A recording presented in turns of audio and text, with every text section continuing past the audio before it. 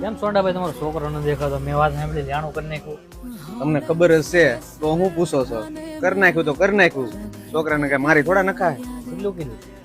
20-25 લાખનું કરી નાખ્યું. તો ઘણામાં હોઈ ગયો. ઈ હું હુઈ જાય એને મને હું રહ્યો એમ કયો. જે છું એવા ખીજાતા બીજાતા નહીં કાંઈ હવે એને. હવે ખીજાય હું કાખમાં તેડ્યો ત્યાંથી લઈને અત્યારે માથે સડી ગયો તો એ મેં એક શબ્દ ન કીધો. હવે તો હું કે તમ તારે પૂછ લેવાની છૂટી. લગ્ન ને જો 5 વર્ષ છે, દીકરો દીકરી છે એને. એની બાએ કે એને 5 રૂપિયા મને હજી સુધી રળીને ના આપ્યા.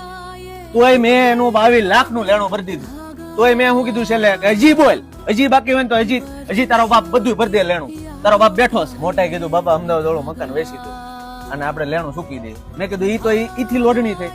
લેણું સૂકવીને જે પૈસા વધે ઈ તો પાછા તમે ઉડાડવાના.